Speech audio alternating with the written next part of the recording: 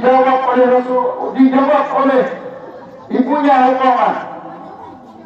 Ya Rasulullah, Alqamah dia banyak melakukan sholat, dia banyak berpuasa, dan dia banyak bersedekah.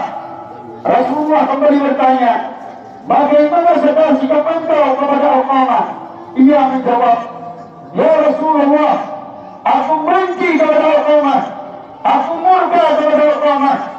Rasulullah bertanya kembali, mengapa engkau benci kepada Alqamah dan murka kepada Alqamah?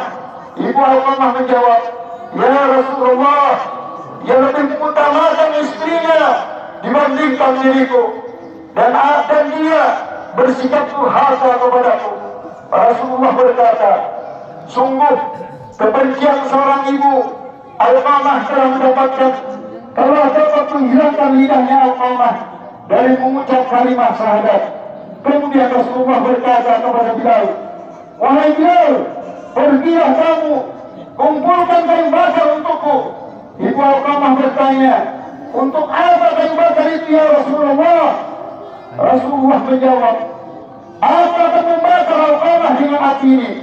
Alqamah berkata, ibu Alqamah berkata, ya Rasulullah, ia adalah putraku. Hatiku tidak akan tega apabila Tuhan membakarnya dengan api di hadapanku. Begitulah hadirin, hati seorang ibu, walaupun dia sangat marah, namun masih ada sifat cinta kasih sayang kepada anaknya. Kemudian Rasulullah berkata, wahai Alqamah, wahai ibu Alqamah, siksa Allah lebih besar dan pedih dan kekal. Apabila Allah ingin mengampuni anakmu, maka ridailah Alqamah. Demi Allah, jatuh jiwaku berada di tangannya. Tidak ada gunanya surat Alqamah, puasanya Alqamah, dan sedekahnya Alqamah, selama engkau benci pada Alqamah. Kemudian ibu Alqamah berkata, Allah bersaksikan kepada Allah Ta'ala dan para malaikat, para hadirin kaum muslimin, bahwa aku telah reda kepada putraku Alqamah. Kemudian Rasulullah berkata, pergilah wahai Bilal kepada Alqamah dan perhatikanlah apakah ia sudah dapat mengucapkan kalimat la ilaha illallah ataukah belum. Sebab boleh jadi ibunya Alqamah tidak ikhlas mengucapkannya, merasa malu, lantaran merasa malu. Lalu Bilal pun pergi ke rumah Alqamah dan mendengarkan Alqamah mengucap la ilaha illallah. Kemudian Bilal masuk dan berkata, inilah sungguhnya kebencian ibu Alqamah telah menghilangkan lidahnya untuk mengucap syahadat. Dan ketika ibunya sudah reda, maka lidahnya menjadi mampu untuk mengucapkan la ilaha illallah. Kemudian Alqamah wafat. Kemudian Rasulullah hadir lalu memerintahkan jasadnya Alqamah dimandikan, di depan dikafani. Kemudian Rasulullah melaksanakan sholat al-jenazah kepada Alqamah. Beliau juga menghadiri kuburan Alqamah.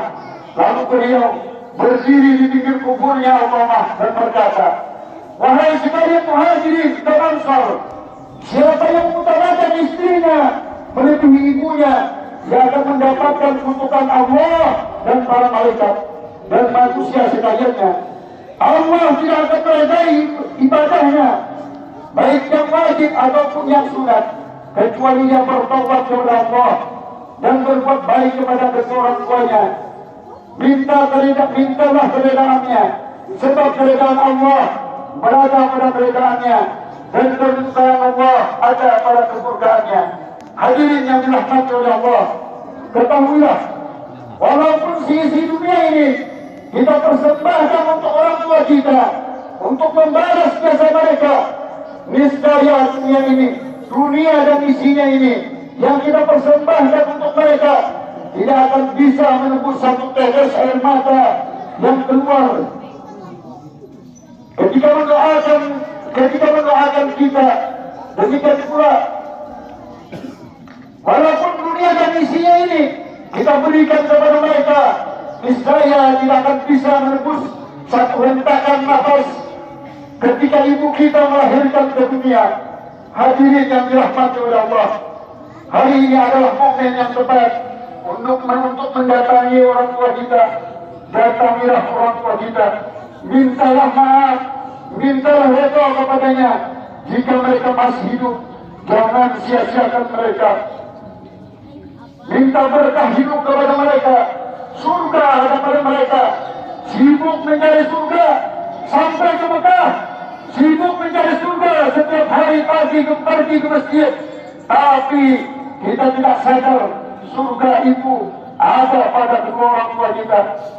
Banyak orang hari ini dia sanggup sembahyang berjemaah, dia sanggup mengeluarkan infak dan sedekah, dia sanggup membaca Al-Quran 1 juz satu hari, dia sanggup membuat kegiatan agama, tapi hubungannya dengan orang tua tidak baik.